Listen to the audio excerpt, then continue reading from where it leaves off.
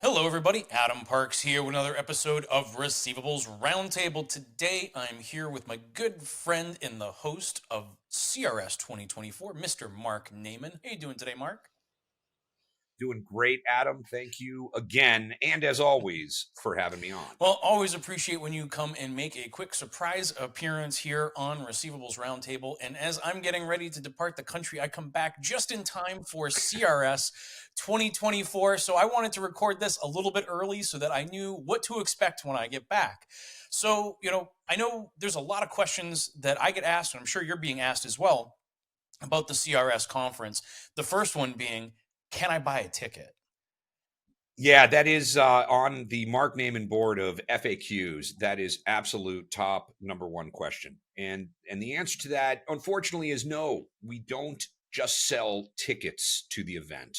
I realize that's much different than DCS, the show we host in the fall, and different from most other trade shows or industry conferences.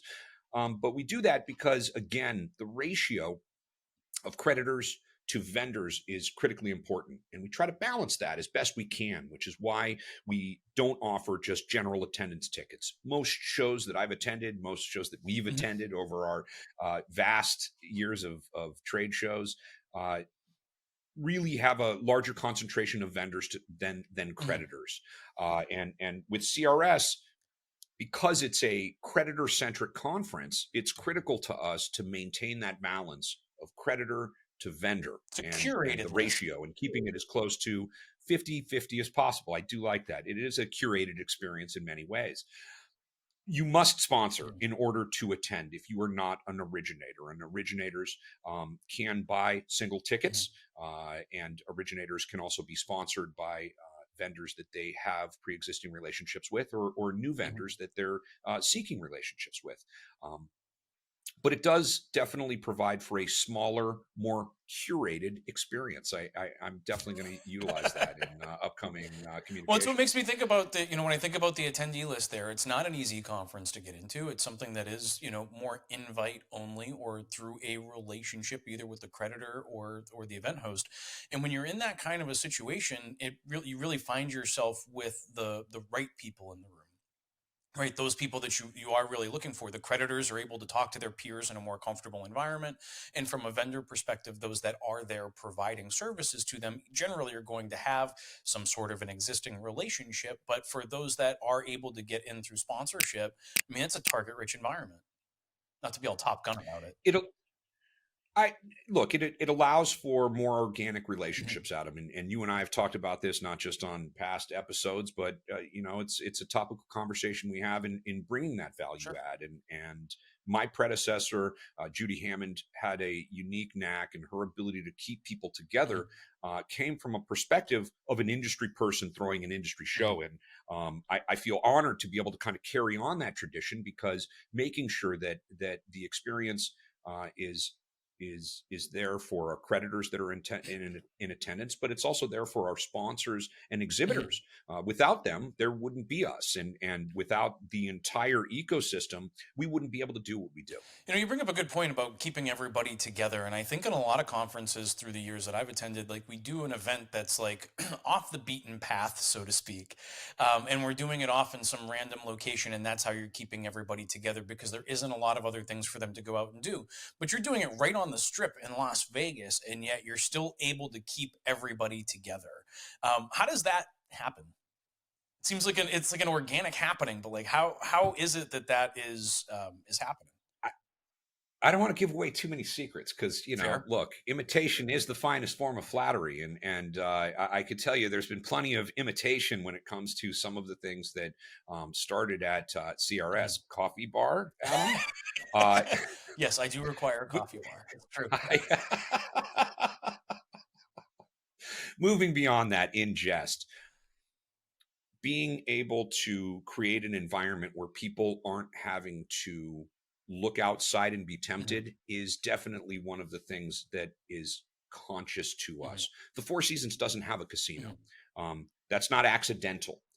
How many times have you been to a conference where you have to walk from your room all the way to the other side of the conference Mhm. hall to get to the general session or to get to that exhibit Yeah. hall? Every step you take is one opportunity for that person not to actually make it Mhm. there. You and I get stopped how many times at RMAI? I mean, walking from one bar to the Oh, conference hall, you'd be lucky to make it. It's 200 yeah. yards, but that's a 15-20 minute walk because you're stopped 15 or 20 times. When you downsize Mhm. that and you make it so that the environment, and I do mean that each aspect of it, it's very important to me that, for example, you can see outside. Mhm. Being able, having open spaces for meetings, having the ability to step outside or see outside while attending a conference, to me, really is different than a lot of casinos in Vegas. And don't get me wrong, there's some gorgeous properties, but kind of blending that Mhm. aesthetic again with the experience is a critical part of that. You want something that's relaxing but memorable. Yeah.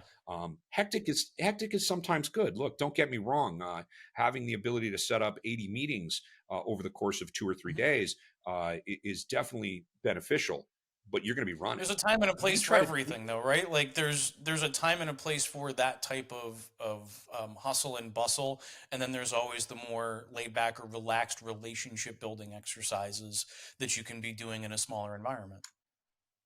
we try to create those through doing things like keeping together people for breaks and meals. If people are interested in staying together and sitting at a table with 6 or 7 strangers, keeping in mind our Mhm. ratios, there's a good chance that half your table is going to be a lead. Plus, I guarantee you, it's not dry chicken and 3 kind of well cooked carrots on the plate, which you and I have suffered through endless For times. 20 And years. so, there's things that bring people together, and food and that aesthetic are 2 very important things. Well, one of the other things that really drives us to the events is the content, right? And what are we actually That's talking right. about in the curation of that content? So, as someone who speaks at a lot of conferences throughout the year, like where's the submit an RFI button there on the CRS 2024 website? It's a great question, Adam. It's one of the things that I take to heart as an industry guy, and those that know me know that my wife is the athlete, Mark is the mathlete. My day consists of waking up and going through the 100 or so news RSS feeds or other sources of information. We're talking about things that impact this industry, and in many ways, the companies are the AFC East and NFC West, and these are those I think actual so. things, or Yeah, did I I think mess we're that talking up? about Doesn't football. matter. Yeah, all right. But from an RFI perspective, Adam, and this is definitely my second most asked question on the Mark Naiman FAQ for CRS. The conversations and the dialogue that I have with the relationships that I've built over 25 years in this space is typically where I get the vast amount of my Mhm. content. there's a lot of there's a lot of room out there for submitting RFIs, and as someone who submits some darn good RFIs, Adam, I'm not taking away from the RFI Agreed. process, but keeping in mind that we don't have 25 panels. We really try to concisely focus in on things that are relevant and meaningful, especially from a creditor Mhm. perspective. And so this year, one of my highlight panels is what to do when vendors fail. And I'm using quotes there because fail isn't just disappearing, or fail isn't just being part of a federal action, or being part of a, maybe you've missed audit guidelines or observations or things like that, or you've been held core to a ransomware attack. This topic is something that a lot of the people I speak to on a regular basis, they've got 1,000 things to say about Mhm. it. Bringing that forward, bringing that conversation onto a stage where it's a roundtable discussion where people in the audience have dealt with or are dealing with similar things is what we pride ourselves Mhm. on. Not only do we have banks and other individuals associated, whether it's a buyer or somebody associated with debt settlement, Mhm. but we have a conversation that takes place that again is addressing the challenges and the reality of some of these situations that falls outside of what I call kind of a standardized technical sales Mhm. presentation. We want our people to be part of a discussion. We want our audience members to walk out of that room and think to themselves, I never thought about Mhm. that. To me, the value add in bringing thought leaders in our space together in a room for a conversation versus a one-way presentation is something that I am constantly striving to stay in front of. I think the relevance towards our industry is far more valuable than oftentimes, and again, not any panel I've ever seen you present on, Adam, but more often than not, you may get content that isn't as Mhm. relevant or is a little more prepackaged and more A little salesy. more driven That's not towards what the we want to do. presenter's, underlying needs. We're kind of against the pay to Mhm. play, and admittedly the time I spend on the phone with my friends and relationships in this space, be it at bank, agency, buyer, or law firm, allows me to create content that kind of bridges through all of those gaps without really having an interest other than the critical thought. Well, I think you're also in an interesting position from a content delivery perspective to where the majority of the audience is creditors, right? So you've got almost half of your audience, Sure. which you don't see in a lot of other conferences, that are all having the same problems, experiencing the same things. And ultimately, in having that conversation, the service providers would love to be a fly on the wall during those discussions, especially as that Right. roundtable is coming off of the stage and engaging with the audience.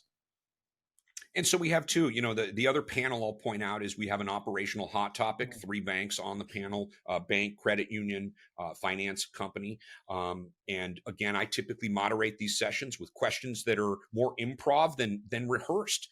We do speak in advance of these things, but I mention, like, here, guys, here's 10 bullet points. And Yeah. based on your answers, I'm going to ask you some follow-up questions. But these are people that are willing to share their experience. And we're not talking about secret sauce. As you know, Sure.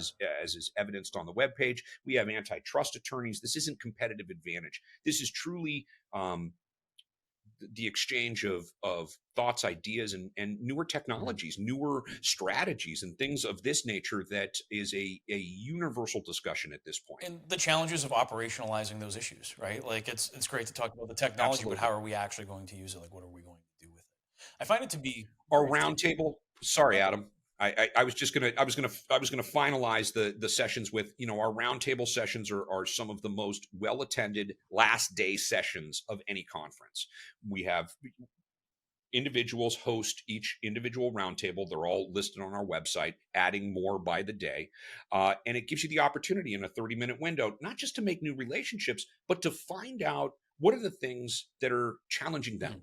And again, the topical roundtables are each moderated by an individual person. We have 10 to 12 roundtables, and it's a great opportunity for you, again, to get out there, sit down, and have a conversation, a meaningful conversation over a short period of time with 10 people at a table as opposed to one-on-one meetings. So there's a lot of things we do that a lot of people are like, what are you doing new this year? And I was like, you know what, the topics are Mhm. new. The prizes for the key box giveaway are new. Some of the food items might be new, but the content itself, the structure of the show works for us. And I think that it's one of the reasons that people keep coming We back. will have the donuts, right? Like there will be donuts. I just want to before I fly all the way to Las Vegas, I just want to be 100% sure. The donut machine is a staple morning and afternoon. I think that's an afternoon break item. I have to look at the BEOs on that. I'm not That's all right. 100% sure. The donuts will be back. We've had a lot of requests for a donut bar as a break. Is that too many donuts? A Can you have too many donut donuts? Let me ask you bar. that. I'm Yeah, donut. A couple intrigued. conferences had really fancy donut bars with some iced coffee. I like I that. had never considered that, but now I'm hungry. That's, It's a good thing I brought coffee with me. that's good. So, Mark, is there anything Uh, else about the 2024 CRS that you want to share with our audience today? We've got less than, I think Saturday is 45 days away from the show. If you're interested in sponsoring, if you haven't received one of my annoying emails over the last couple of weeks, it's real easy to find me. You can type in www.crs2024.com, no spaces.